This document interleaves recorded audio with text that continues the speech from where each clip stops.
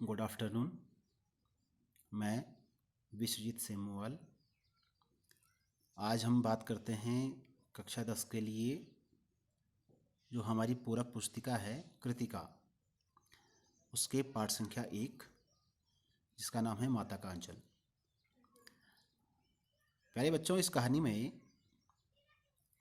जो कथाकार हैं शिव पूजन सहाय, उन्होंने ग्रामीण संस्कृति के बारे में यहाँ पर चर्चा की है।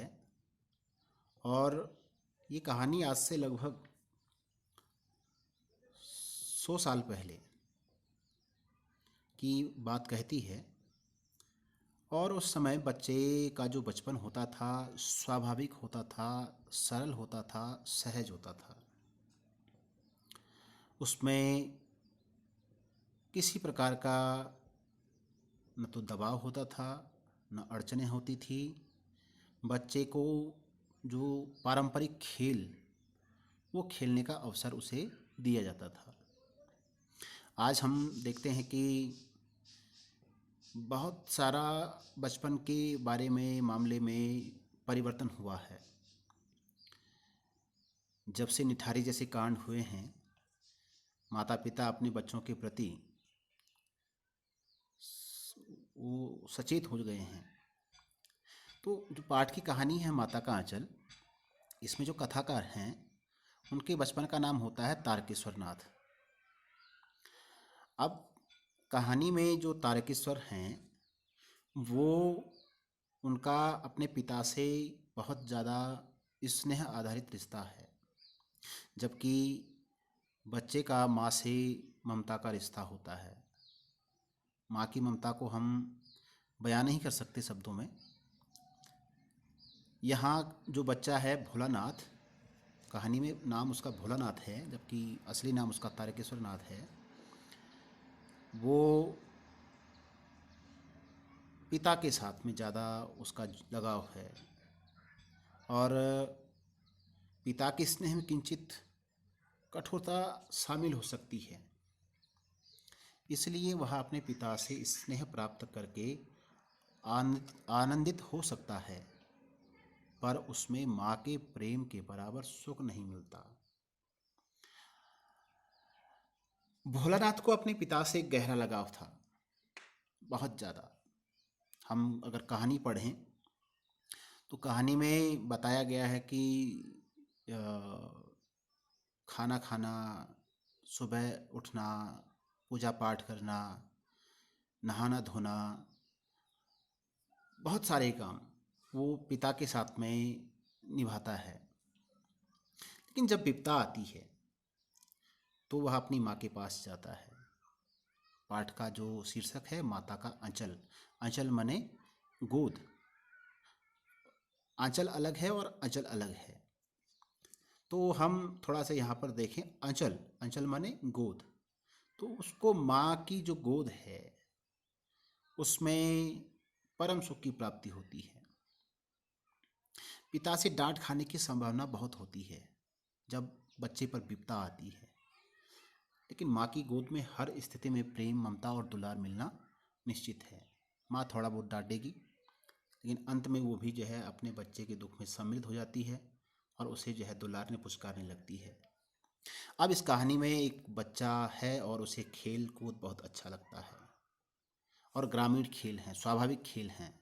हम पाठ में पढ़ें तो खेती करना, शादी ब्याह रचाना और दुकान का खेल लगाना वगैरह वगैरह जो है, खेती करना स्वाभाविक खेल हैं जहाँ पर बच्चे का शारीरिक विकास, मानसिक विकास और चारित्रिक विकास और चहुमुखी विकास हम अगर कहें तो उसमें अतिशयोक्ति नहीं होगी, सब उसमें बराबर जो है वो विकसित होता चला जाता है। बच्चा अपने जो खेल हैं उसमें मगन हो जाता है। और एक बार की बात है कि कहानी में बहुत कुछ है, लेकिन जो इसका मेन पॉइंट जहाँ से इसका कहानी का बनता है वो ये है कि एक बार वो गांव के किसी बूढ़े व्यक्ति को, जिनका नाम मूसन तिवारी है, उनको चिढ़ाते हैं। वो बालपन है, बच्चों में शरारत होती है, तो चिढ़ाते हैं उनको। और वो जो मुसन तिवारी नाम के व्यक्ति हैं, वो बूढ़े आदमी हैं लेकिन बच्चों को पकड़ नहीं पाते, इसलिए सीधा जो है वो जो गांव की पाठशाला है वहाँ गुरुजी के पास जाते हैं और गुरुजी से इसकी शिकायत करते हैं कि बच्चे उन्हें चिढ़ाते हैं। आज हम अगर एक तरफ देखें तो कहीं न कहीं गुरु शिष्य परंपरा में बहुत एक अंतर्विरोध एक देखने को आया है। एक ज़माना था, गुरु ब्रह्मा गुरु विष्णु गुरु देवो महेश्वरा गुरु साक्षात परब्रह्म तस्मै श्री गुरुवे नमः। उस परंपरा को बखूबी निभाया जाता था। आज ये जो गुरु शिष्य परंपरा है केवल कहने मात्र को रह गई है। खैर, गुरुजी इन सब बच्चों को पकड़वाने के लिए कुछ बच्चों को स्कूल से भेजते हैं, कुछ तो भाग जाते हैं। और ये भोलानाथ जो हैं, जो ये अपने कहानीकार हैं, जो कथाकार हैं, ये पकड़ में आ जाते हैं और इनको स्कूल में पहुंचा दिया जाता है। गुरुजी से डांट पड़ती ही इनको, बहुत गुरुजी इनको डांटते हैं, पनिश करते हैं। और जब पिताजी स्कूल में पहुंचते हैं तो गुरुजी की चिरोरी करके, क्षमा याचना करके वहाँ से अपने बेटे को वो घर ले आते हैं। और वो घर आ रहे होते हैं कि रास्ते में बच्चों का झुंड उसको, बालक भोलानाथ को खेलता हुआ दिख जाता है और वो अपने उस खेल के साथियों के साथ में सम्मिलित हो जाता है। एक बहुत ऊंचा टीला है गांव का, जहां पर चूहों के द्वारा बहुत सारे बिल बनाए गए हैं और बच्चे उस बिल में पानी डालते हैं। बच्चों का खेल है, वो स्वाभाविक खेल है। उसमें वो पानी डालते हैं कि चूहा ऊपर आए तो हमारा कुछ खेल हो। बालपन है, शरारत होता है। पाठ की एक का पंक्ति है कि बच्चे और बंदर किसी का दुख नहीं समझते, उनके लिए खेल होता है। वो अपने जो उसके मित्र हैं उन मित्रों के साथ में वो खेल रहा होता है और अपना दुख भूल गया कि गुरुजी से उसे मार पड़ी या डांट पड़ी, जो भी था। खैर, भोलानाथ और उसके साथी आसपास जो उपलब्ध चीज़ें हैं उससे खेलते हैं। वे मिट्टी के टूटे फूटे बर्तन, धूल कंकड़, पेड़ पत्ते और कुछ भी जो उनको मिल गया उसमें ही जो है वो पाठ में आता है कि जब वो शादी का खेल खेलते थे तो उसमें वो बकरे को सवारी बनाते थे। बकरे पर चढ़ कर के दूल्हा जो है वो दुल्हन के चौक पहुंचता था और इस तरह से जो है वो खेल खेलते थे। कभी कभी लोगों को चिढ़ाते थे। अब यहाँ पर जो कहानी का मोड़ है वो ये है कि जो घटना है कि बच्चे जो है ऊंचे टीले पर चूहों के बिल में पानी डाल रहे हैं और पानी डालना हुआ कि चूहे तो बाहर आए नहीं, लेकिन एक सांप जो है वो बाहर निकल करके आ जाता है। और जो बच्चे हैं वो सांप के डर से भागते हैं, बेतहाशा भागते हैं। इतना तेज भागते हैं कि उनको सुध बुध नहीं होती कहाँ पाँव पड़ रहा है कहाँ नहीं पड़ रहा है। कांटे हैं, पत्थर हैं, झाड़ियाँ हैं। घर पहुँचते पहुँचते उनका पूरा शरीर लहूलुहान हो जाता है। अब जो पिताजी हैं वो अपने जो उनका घर का बरामदा है वहाँ पर बैठे बैठे वो हुक्का गुड़गुड़ा रहे होते हैं।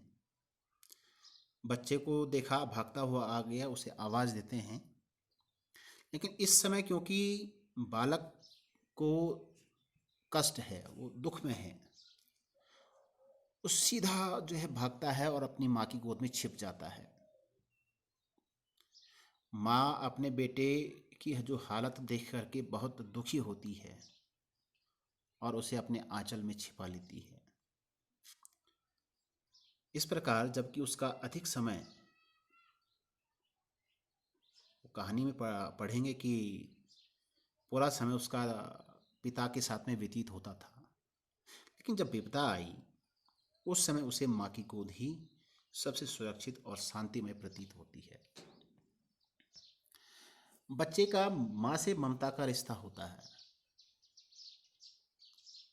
और इस प्रकार से जो है वो ये जो पाठ की कहानी है, जो पाठ का शीर्षक है माता का आंचल, वो अपनी सार्थकता को स्पष्ट करते हुए वो माँ के ममता, माँ की करुणा, माँ के दुलार, उनके प्यार प्रेम को परिभाषित करते हुए कि हम कितना भी जो है अपने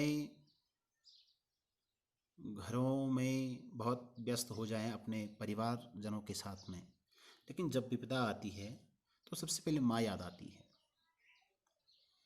एक हम सोशल मीडिया पर देखते हैं कि घर आते ही जो है वो पहला क्वेश्चन होता है माँ कहाँ है। अगर माँ घर पे हैं तो न तो पिता के बारे में पूछते हैं, न भैया के बारे में, न बहन के बारे में, केवल पूछते हैं तो माँ कहाँ है। और ये कहानी माँ के आंचल को और माता के आंचल को परिभाषित करते हुए बताती है कि बचपन का जो समय है वो बच्चों के लिए कितना ही जो है वो पिता के साथ में वो समय व्यतीत करें, लेकिन जब दुख होता है तो वो माँ के आंचल में छिप जाते हैं। धन्यवाद।